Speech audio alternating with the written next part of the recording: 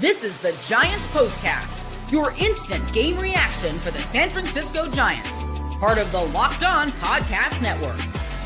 Your team every day. Yo, what's up, everyone, and welcome back to the Locked On Giants Postcast. I'm your host, Eric Triple E Engel. You may know me as the former producer for the Murph and Mac Morning Show on KMBR, or maybe from some of these other Locked On Sports Network postcasts that we do. We also do the Locked On Warriors postcast, which, oh my God, what a win by the Warriors last night. And we also do the Locked On 49ers postcast as well. But today, the San Francisco Giants absolutely demolished the Phillies as they erupted for 11 runs at Citizens Bank Park. Final score in this one, 11-4. The good guys coming out on top. This game was actually tied 4-4 going into the fifth inning, but the Giants posted 7 runs in the last 5 frames of this one to cement the rout. Robbie Ray was shaky in this and issued a ton of walks again, allowing 4 runs in 4 innings, gave up a home run as well, but he did strike out 8. So you had some good with the bad. We got to break down what's going on with Robbie Ray. But ultimately, the bullpen, man, a huge part of why the Giants won this game. They came in and righted that ship. They were phenomenal and limited the Phillies to just 1 hit, 1 walk, and no runs in their combined 5 innings of work. And with the win, the Giants secure at least a they secure at least a series split here in Philadelphia and move on to a 13-5 on the season. We'll break it all down, but first, I want to thank all of you for watching us on the Locked On Giants YouTube channel. If you aren't already subscribed, what are you doing? Hit that subscribe button right now. Turn those notifications on so you never miss a show. And thanks also for listening on the Locked On Giants podcast feed. And however you're getting the show, we appreciate you tuning in. Make sure to check out the Locked On Giants Daily Show for more in-depth coverage. My guy, Ben Kaspick, always does a great job. In this one, Robbie Ray even had a ton of help to start this one off. Right away, the Giants got the scoring started in that first inning. Willie Adames doubled, and then Jung Hoo Lee stayed hot, man.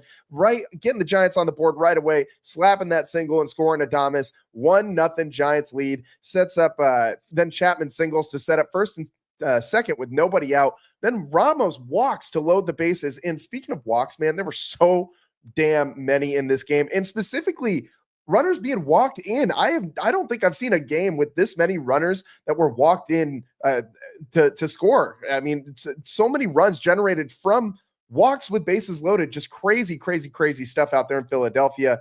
Wade then up after the Ramos walk with the bases loaded, and he just watches strike 3 go right on by. Can't do that. But with 2 outs, Wilmer walks, and the Giants go up 2-0. Nola struggling in that first inning, over 30 pitches. He did settle in a little bit later after this inning.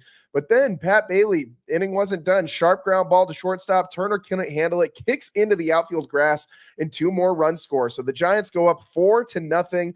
All 9 Giants bat in that first inning, and Nola finishes with 35 pitches. This is exactly how you want to start this game. And I mean, you lost.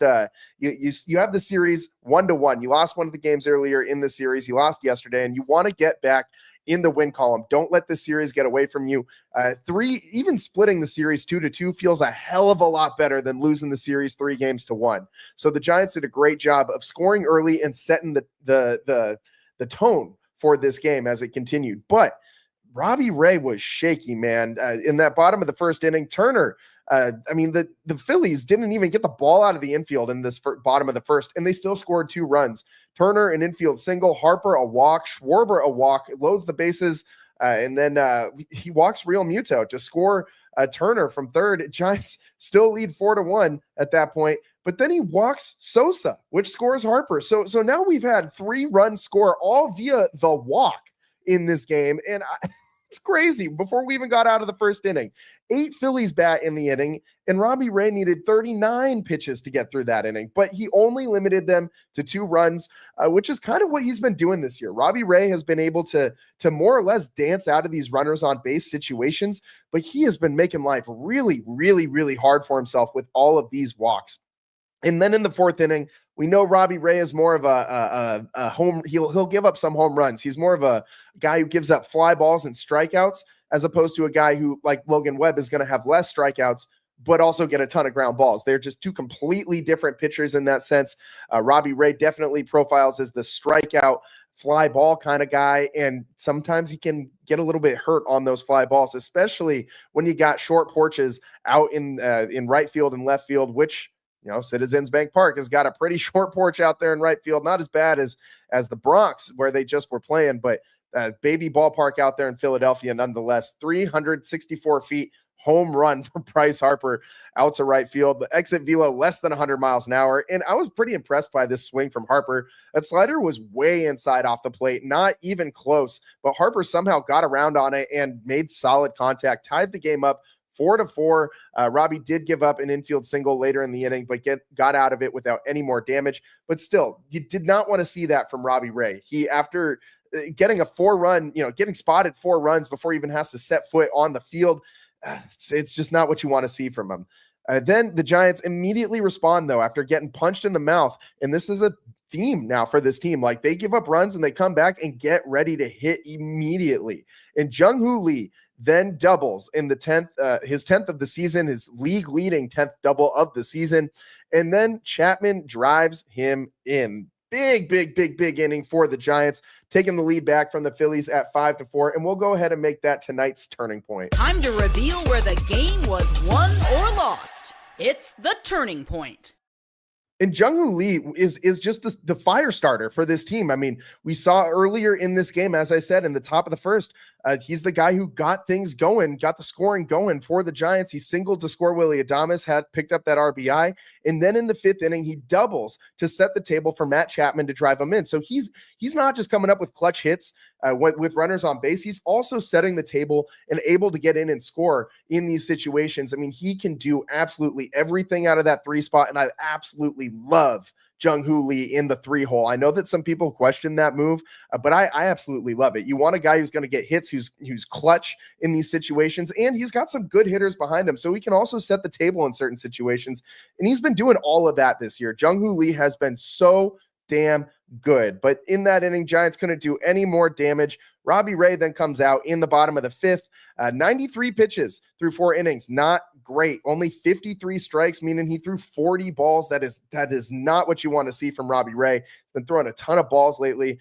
Gives up 6 hits, 5 walks, so gives up 11 base runners, but limits them to 4 runs. He had 8 strikeouts also, so the swing and miss stuff is still there.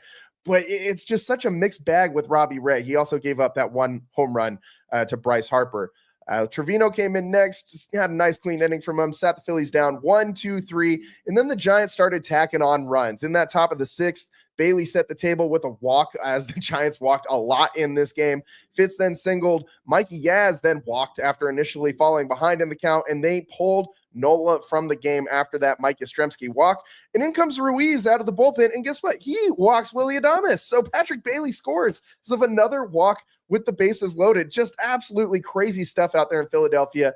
And the Giants got another run in the inning because Jung Hoo Lee, again, coming up in a big situation when it's still a relatively close game. Giants only had a 2-run lead at this point, and I thought that sac fly to score Fitz and put the Giants up 7-4 was key in giving the Giants bullpen some confidence to go out and finish that game the way they did. But they didn't really need a ton of run support in this one. The bullpen didn't, because they just were on cruise control, man.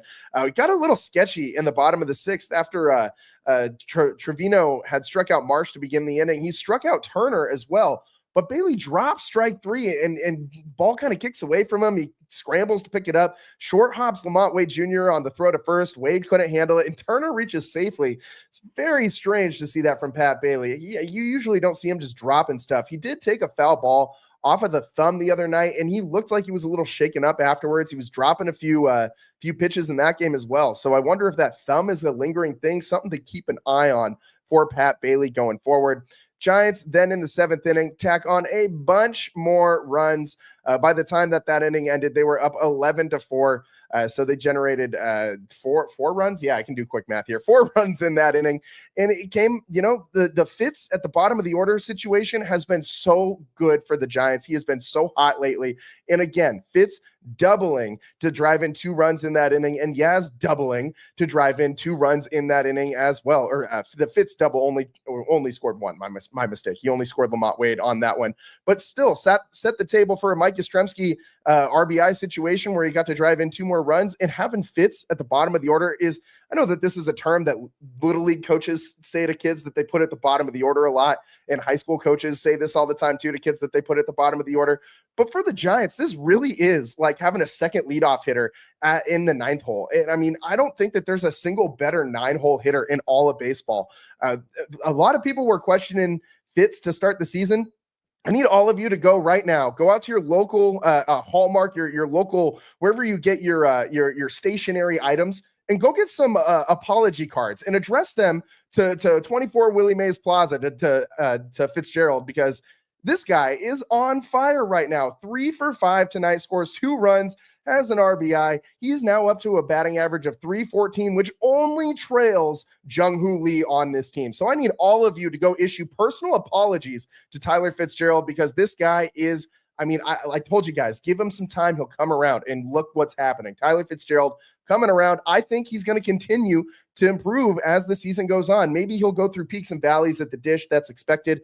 But defensively, we saw some shakiness from him, but that's going to go away with confidence, I think, and with familiarity at the position. He's a guy who's played everywhere during his time with the Giants in his early career so far, and now he knows what he's doing every single day. He knows which glove to bring to the yard. He knows that he's playing infield and not outfield every single day. So, I mean, this is a huge thing for a player's mindset, and it is starting to show. It's starting to reflect in his play. He's got that confidence in himself, that swagger about himself, and I absolutely love what I'm seeing from Fitz right now. And we also saw a nice Doval inning too in the bottom of the 7th. Got a 1-2-3 inning. He threw 14 pitches. 10 of them were strikes. Got that velo up to 99. He demonstrated great command today. Solid stuff from Doval. His confidence looks to be slowly building back as well. It's still it's still a crapshoot when Doval's out there on the mound. You'd never really know if you're going to get Dr. Jekyll or Mr. Hyde from Camilo Doval. Today we got Dr. Jekyll, so that was pretty good stuff from Camilo Doval and the rest of the Giants bullpen, which did not give up very much at all to the Philadelphia Phillies. We still got to get into today's player of the game. We got to break down Robbie Ray's day a little bit more in depth, and we got to get into what you'll be talking about. All of those things coming up next on the Locked On Giants postcast. Today's show is sponsored by PrizePicks. Basketball and hockey playoffs are heating up, and your Golden State Warriors are in the mix, and there's no better way to turn your sports knowledge into real rewards than with PrizePicks. The easiest and most exciting way to play daily fantasy sports. With PrizePicks, you simply pick more or less on at least 2 player projections, and you're in. You can even combine players across sports, basketball, hockey, baseball, and more for your chance to win up to 2,000 times your cash. And I gave you guys what I thought was a sure thing last night with the Jimmy Butler more than on the points, the Steph more than on the points, the Draymond more than on the steals. All of those hit. And Ja Morant, all he had to do was get one more layup, and we would have had the 4-legger good to go, but he rolls the ankle, couldn't get it done. Sometimes you just get got, and we just got yesterday by Buddy Hield and slipping his foot under Ja Morant so that he rolled that ankle. It was completely unintentional by Buddy, but man, what a way to lose on a 4-legger. That's just a bummer, man. But we'll be right back at it as the Warriors playoffs continue and as this Giants season continues as well. Download the app today and use code LOCKEDONMLB to get $50 instantly after you play your first $5 lineup. That's code LOCKEDONMLB to get $50 instantly after you play your first $5 lineup. PrizePicks, run your game. Today's show is also sponsored by Game Time. There's nothing better than catching an MLB game live. The crack of the bat, the roar of the crowd, the smell of the ballpark food, crab sandwiches back at Oracle Park. Oh my God, stop teasing me. And if you're looking to go last minute, Game Time makes getting tickets even easier than ever. With last minute deals, all in pricing, and a lowest price guarantee, Game Time takes the stress out of buying MLB tickets. Plus, ticket prices drop as Game Time gets closer, meaning you can score an incredible deal. Game Time is the official ticketing partner of Locked On. And as the Giants will eventually be back at Oracle Park after they finish this series in Philly and then go to Anaheim, not Los Angeles, because that's not where the Angels play. They'll play a series down there too, and then they'll return home. So make sure you get out there, and I can count on Game Time to help grab tickets that meet my needs.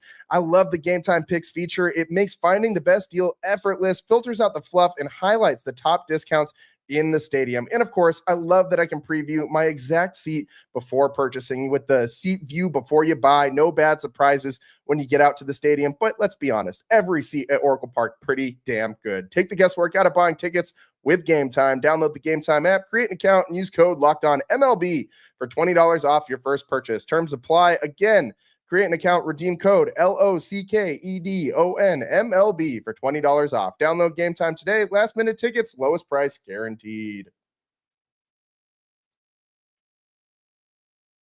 Welcome back to the Locked On Giants postcast. I'm your host, Eric Triple E Engel, and today the Giants really laid it on the Phillies, erupted for 11 runs. The Giants, not just 11 runs, but they had 13 hits.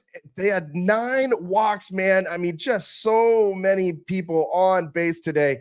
So many people on base today for the Giants. So, I mean, they did a very good job of scoring just under half of their total base runners. Very, very, very good outing. They did leave 10 on base, but when you get 20 plus on base, you get 22 runners on base. That's a pretty solid situation. You had 6 for 16 with runners in scoring position. That's also not too bad. The Giants hitting over 300 in that situation. So I like that. I like all of those things. Those are all very, very, very good things that are going the Giants' way. And I think, honestly, after this game, there's a lot to talk about. But I think that's going to be the main thing that we'll be focused on. This is what you'll be talking about. And specifically what you're going to be talking about is all these different Giants hitters are starting to get hot, man. Mike Yastrzemski batting 3 for 14 has another 2-hit day with 2 RBIs, and he also drew 2 walks on this one. He's on base 4 blanking times. Willy Adames starting to come around too. He had another extra base knock today. You're seeing some of that power start to go, and he also drew a walk in this one.